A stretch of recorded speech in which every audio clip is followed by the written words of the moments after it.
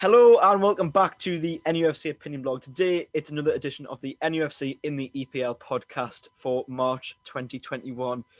Now, just looking at the fixture list that I've got in front of me and the results we had in these fixtures, it was not the best month, I think it's fair to say, Ben. Am I right in saying that? Yeah, definitely. I think we've had better months. You normally ask us at the start how we're doing. If I would definitely say we have had better months. We have been better. Yeah, but it is what it is. It's such a nuisance. It's not been great. Unfortunately, just as a side note, Dylan can't be with us tonight for this podcast where he normally would be here. So hopefully he can be back soon.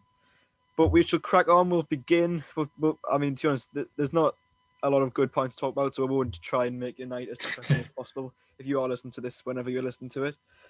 So we'll start with the Sunday, the 7th of March, which was West Brom 0, Newcastle United 0, and that was a disgraceful performance all around. West Brom away at the Hawthorns, of course, just over a year ago since we'd beaten them 3-2 in the FA Cup, which was a much improved performance on what we saw that this year. Where to start? West Brom have conceded more goals than anyone else at home this season. Yeah. And yet they look more likely to score. Yeah, it was such a frustrating day, wasn't it? I don't even know where to start. It was just poor all around. But we'll come on to the other games obviously later in the episode. But we've had poor performances all month, I would say. And Steve Bruce, the way he set up the team for the West Brom match was absolutely shocking. He went going not to lose rather than to win. And that's the shocking thing, as you say. West Brom with the goals they've scored and the goals they've conceded. Obviously, the team we should be looking to beat, and especially when you're in a relegation battle, you look to beat the teams that are below you, I would say. Oh, massively so. And obviously, for us to set up to not win, but to take a point, he said it was important. I think after the match, he said I think he said the second half was a better performance, but I don't know how that was any better. I still had a shocking game all round, I think so. West Brom had played midweek as well, and yet they looked sharper than us. It did, yeah, definitely. And it worries you the way he set up the team, and Andy Carroll coming on for the last 30 seconds or something. That was the most. He was literally trying to run the clock down to get the point. I know we were all furious when that happened. We thought it was some sort of joke, bringing him on at such a short time was just shocking, to be honest. I just couldn't make sense of it, to be honest. It was like just from the get-go, Bruce he downplayed the fixture from the start, saying, it's not a must-win, it's not a must-win. But then when you look at the fixtures we started to come, get results on which we haven't done, getting something against West Brom would have been pivotal, and we didn't. And he keeps going on this sort of tirade that there's 6 or 7 teams. There's not. Yeah, this is the thing. As the months gone on, there's become fewer and fewer teams, and like Brighton, they've kind of started to pull away, haven't they? A bit, which we'll get onto in a bit. Of course we will, but especially the fewer teams that are, the more worried I am, because Fulham, as we've talked about on multiple occasions this season and the past few weeks on the channel, Fulham have started to play some good football.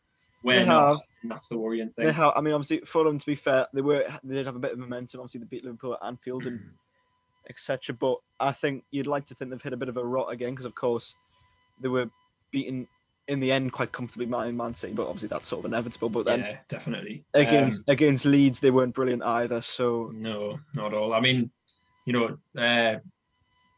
Obviously, teams have good and bad spells, in the course of the season. But Fulham are on an upward spell, and we aren't, and that's the worrying thing. Back to that game, I think some of the chances were missed. Joe Linton's, I think when he was there, he had a few good chances. One where he tried to square it to Fraser of note, I believe, when he should have shot. Yeah, exactly, just hit it. I remember that. It's shown we're reliant on Wilson, and that's worrying. Obviously, players like Carroll and Gale, as the months gone on, have got frustrated. Sitting on the bench, exactly. And you can see why, because Joe Linton's playing when he's not our solution to problems, and Carroll and Gale are going to be sat there thinking, well, why am I not getting a chance? Exactly. There's no doubt that Carroll and Gale are not as good as Callum Wilson, but they are more likely to score than Joe Linton is. Yeah, definitely. I mean, you saw. I think it was the Brighton game when the two of them stormed off at the end. I think it was Brighton. Yeah, it was. But you can completely understand why they're frustrated, and this is why things come up in the squad. When we've seen apparently disagreements, bust-ups, whatever you want to call them. Yeah. This is why things like this come up, because the manager can't keep his players happy. No. And that is part of the problem, I think. I think it's a massive part of the problem. And to me, it just shows that there's real sort of rifts going on in that dressing room, and there's just issues. And obviously it's translated into poor performances like we saw at West Brom. As I say, West Brom probably are doomed anyway, but... You would think so. It doesn't really matter. With that being said, the game we should have gone and won, but we didn't. And just everyone who was involved in that game just looked not uninterested. They looked just lethargic and never looked like they were going to score. And then you go into the next game, which is on a Friday night against Aston Villa. Probably the best performance of the three that we played in March. But Villa take the lead with 5 minutes to go with a fluke goal, that's come off Keane Clark. And admittedly, Jamal Lascelles has pulled it back in it with seconds to go with a good header. But again, obviously, Jacob Murphy, of course, he missed that chance when he hit the bar and came on. But I think with Murphy though, he came on. He was better. I think for the 15, 20 minutes he played, whatever it was. Better than anyone else. He was the best player. No, of course he was. And as you say, Lascelles scoring at the end. As we say, it's one of them things where it shows the issues of the striker relying on a centre-back to get was a goal at literally the last kick of the match to get was the point. I mentioned before in previous weeks I would have been happy with a point at Villa, but at the same time, in the manner of the result, I can't say I was happy with taking the point when we were the better team. Yeah, we were the better team, which makes a change. And of course, if Jacob Murphy takes that chance, we probably go on to win that game. But exactly. But obviously we got the point, but then obviously it made Brighton all the more crucial. But we'll come on to that in a moment. Mm-hmm. Obviously, Villa have had a good season, so fair play to them. But again, just not taking chances, not winning games. But in a game where we actually had some chances, obviously we didn't really have many against West Brom, but when we do have the chances, we don't take them, which is really worrying. We either don't have chances, or when we do have chances, we don't take them. I mean, I still wouldn't say against Villa we had loads of chances. No, we had loads of chances, but we had more. The chances we had were, for the most part, I would say half chances. Like, there's been on so many occasions the past few weeks and months, there've been half chances. Yeah. And you need a player like Wilson in that position to a half chance away. Like, he's the only person in the squad who I can realistically say, if there's a half chance, he might score. Yeah. If you give Joe Linton half a chance, he's never going to score. He's not going to score. Joe Linton needs it literally on a plate. If you give him a chance, he's probably not going to score either. As you say, literally needs it on a plate, doesn't he? So, as we say, it does highlight the issues in the team. Yeah, I'm just going to have a look at the stats in that Villa game. I want to see sort of how we did possession-wise. Here we are. Villa had more possession. They also had more shots and shots on target. So, could be argued stats-wise, they were the better side. But I don't know. I think it was an even game that we probably did enough to win in, but obviously we didn't, and that obviously made the Brighton game, the next game after that, all the more crucial. Definitely. But I think with Brighton, you just have to laugh, to be honest. Otherwise, you'll cry, because that was by far and away the worst of the three. Brighton. It goes somewhere. With no disrespect to Brighton, they're a good football inside. Yeah, it does go some way to say that Brighton's two biggest wins of the season have been against us, 3-0. They've won. As we know, Brighton do fail to put the chances away on a number of occasions. then, you know, Brighton had won one at home all season until then as exactly. well. This is it. This is it. And um, it. It I was think just that awful. night was probably the most dejected I've felt as a Newcastle fan this season. Oh, massively. So it was a mixture of anger, but just of sadness because I just thought, well, I saw this coming, but it still hurts it all the more. I mean, just looking at the stats: 65% possession to Brighton, 35 to Newcastle, 11 shots, sorry, to our three, six shots on target for them to our one.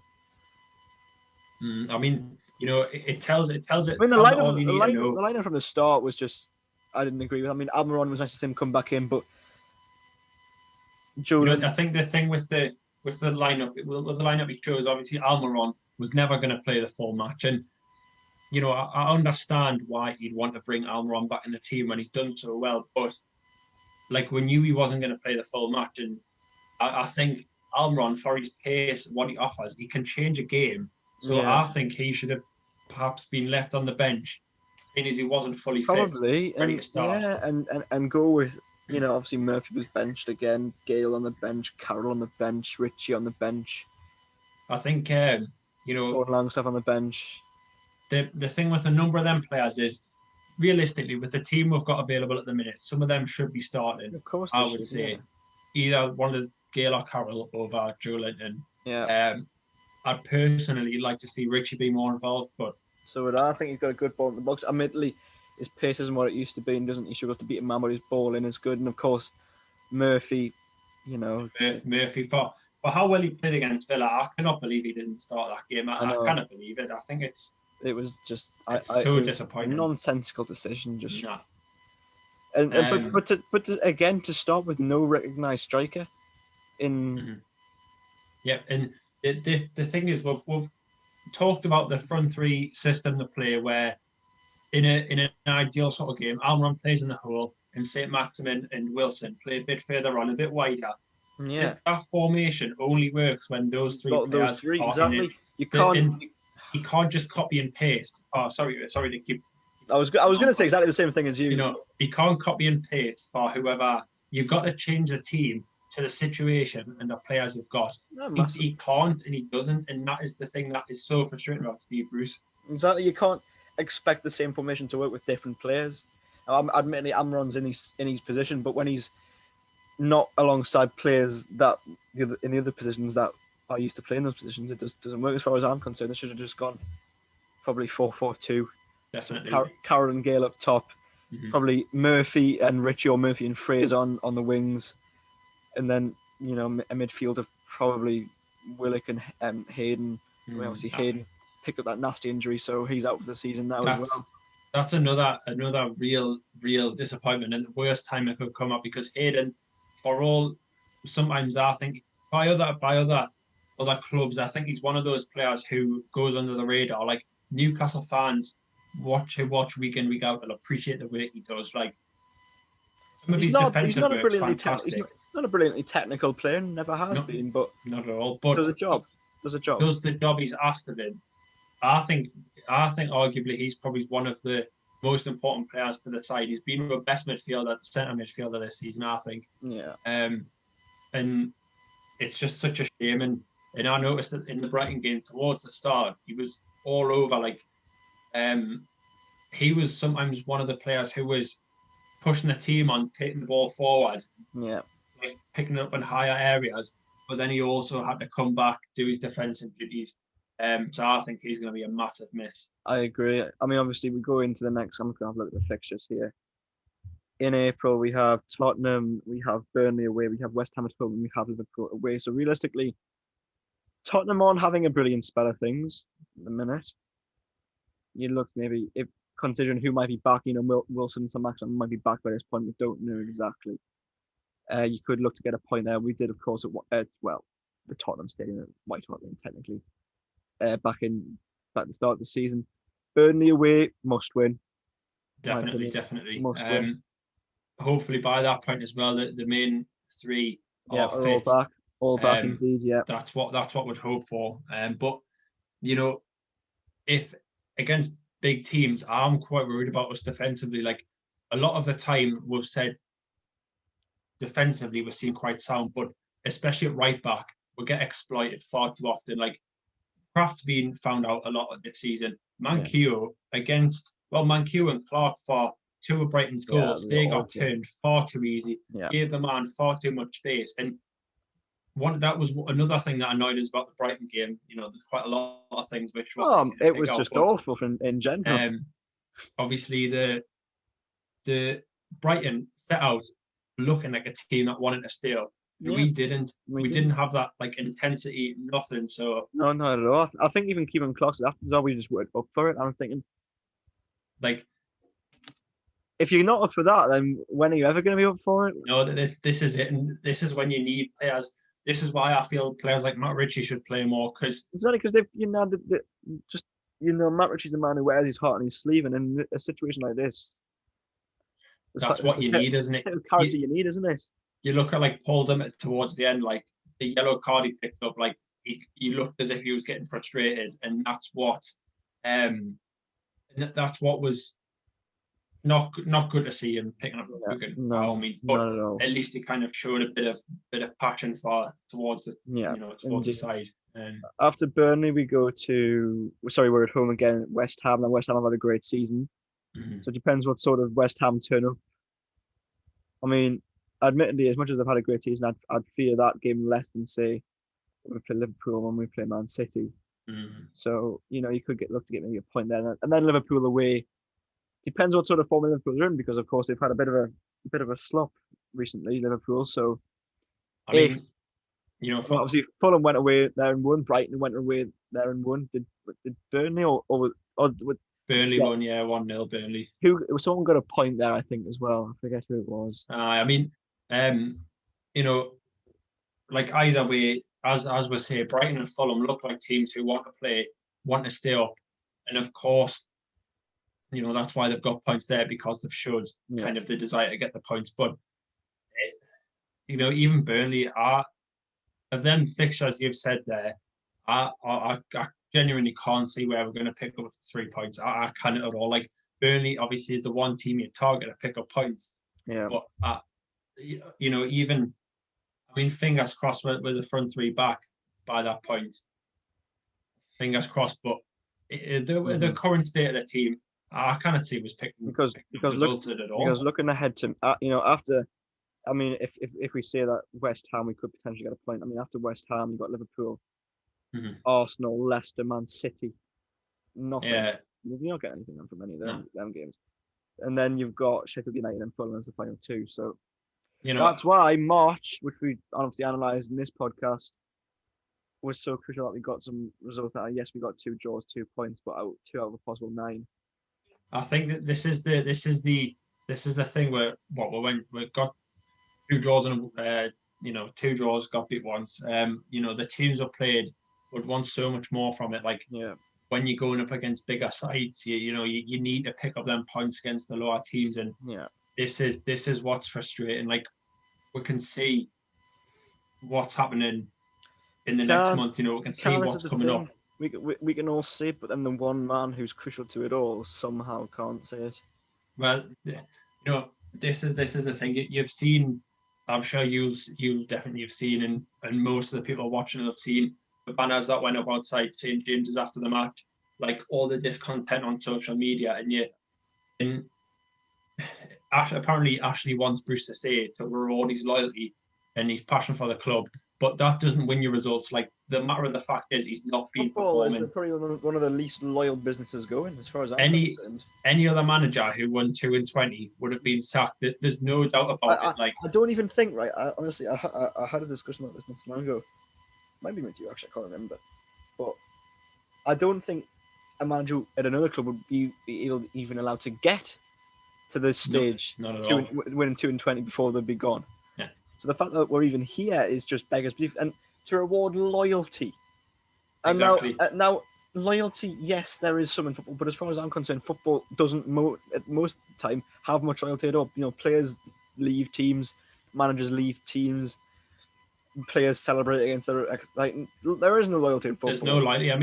If we were Watford, we would have had probably 4 managers by this point. Oh, can you imagine? You know what I mean? Like once again, no disrespect to Watford, but we know how things go then. Um, you know, but we've been saying now for months that Steve Bruce should have been gone. Yeah, Um, we have. and it just brings, I think, at the Brighton game, brought everything to a head. Like the another thing that's annoyed us is how we tweeted this after the Brighton game, but the Longstaffs, like, for all they mightn't be the best players in the world, he still chooses not to play them, and he brings on Jeff Hendrick. Why Matty's not like? To be fair, with Matty, right? Again, he's not the most technically gifted player you'll ever see. No, not at But all. he runs around and he runs and runs and runs and runs and will make life hard for people. And whereas Jeff Hendrick, as far as I'm concerned, is as much use as a chocolate fire guard. Jeff Hendrick's been a passenger. Apart from I would say, apart from the West Ham game in the first game, the opening of the season. Apart from that, he had a decent game there. He scored a goal. Apart from that, he's been practically non-existent in terms of. I think with the Longstaffs, with Carroll as well, Dummett, yeah, they're all local lads. You know, they'll know what it means. They know what it means, and if the thing is, if you bring, surely, as you say, Matty runs and runs and runs. If you bring him on, surely that's a bit of intensity, a bit of passion that the fans want to see, which Hendrick just doesn't offer. Yeah, exactly. There's just so much that you want to change, but it's just, you know, obviously we're not the ones making decisions, but yeah, it seems so obvious to so many people, so many supporters of this crazy club. You know, this is a club that never has a quiet week at all. I mean, there's been goings on social media this week. I mean, I'm not going to go into any detail whatsoever because it's not really my place to say, but there's never any respite at Newcastle United. There's never any respite. It feels, you know, I'm not sure if the whole Richie situation is you know, imbalanced the team, whatever, but bust-ups happen in every game, every team across the country, I should say. So it's not something new, but probably because we were in such a bad position anyway. The press is blown out of the water, and that's what's made it worse. Like, it's just not great. No, not at all. Whichever way you look at it, it's not great. No, it's not brilliant at all. I mean, as I say, we've looked at March this month, and it was an awful month, and we looked at April, and then May. I mean, realistically, we need 3 wins to stay up. Probably that's what you need. I would think so, but realistically, you need to probably be beating Burnley, Sheffield United, and Fulham. They're the 3. You know, we can't at all leave needing to have 2 wins in the last 2 games. Oh, no. That's not in the question. And so realistically, we need to probably beat Burnley and then look to be getting points against Tottenham and maybe even a point or 3 against West Ham. I mean, you know, Tottenham have been a bit hit-y-missy this season, but even Arsenal haven't been brilliant, to be fair to Arsenal. I would say so, but if we play anything like we played against Brighton, we'll get hammered. Well, we're not picking up anything. It's as simple as, like, it's so annoying to see what's happening at the club. Like, I can't stress it enough. Like, 2 wins in 20 games, whatever. Like, no matter where you go in the world of football, that sort of a record, that deserves relegation as far as I'm concerned. Yeah, yeah.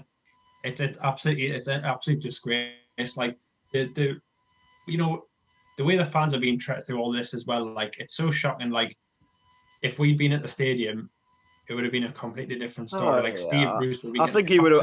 I think he would have walked if we'd been there. To be honest. Yeah, but I think now, if Bruce had any ounce of respect for Newcastle United, for the fans, he would have walked. It's the thing with Steve Bruce. He thinks that he's under this mindset that he wants to be the hero who keeps us up. But at the same time, he's the man who's put us in this situation in the first place. Exactly. This is it. With Bruce, like, he's got to accept responsibility. And to be honest with you, after the Brighton game, the way he was speaking in the press, and I thought he was gone, mate. Like, the way he spoke, he just seemed dejected, and it fulfilled all the cliches, didn't it? It was, you know, well, I hope. Yeah. And then we'll dust ourselves down and all that. And it was. How many times can you dust yourself down? How many times can you get up on the canvas before? You're going to need a new brush by the end of all this dusting down, aren't you? Yeah, definitely. It's just the man just looks, every time he steps onto the touchline, he just looks under pressure, and he is, but oh yeah. Well, then this pressure could have been relieved so much earlier if people higher up in the club had done the job properly and made the decisions that they should have. Okay, I'm not the man, or if he's not going to realise that himself, the hierarchy realise that he's not the man, and that I think the reason is, I think honestly, the club, probably the hierarchy looks at what's happened in previous relegations under this regime and think, oh well, look, we've changed the manager with say 10 games to go, and it hasn't worked, so we're going to try and stick with it. But that, as far as that's just flawed logic in every sense. And, you know, it all boils down to how Ashley has ruined the club over the years. Like 14 years now. Exactly. He's not made I don't know if he's even capable of making a decision like this, but he just hasn't. Like it's nearly a generation at a club, getting on. Exactly. And I've certainly said this season is a generation of fans are gonna be lost if we continue. Oh, yeah, if you like this, are you really gonna want to support? Right. It's for the people watching out there, we were going to film this shortly after the Brighton game, and this who was going to come a week late. I mean, I'd said still March, but we. Well, go on. Obviously, I think Dylan was the main one who said this, but we all said we don't want to talk about Newcastle. We didn't even want to think about them. So we were just in such a. If you follow the Twitter on the Brighton, on the night of the Brighton match, I mean, I think you were tweeting a few things. Yeah. I was tweeting a few things. Quite passionately, yeah.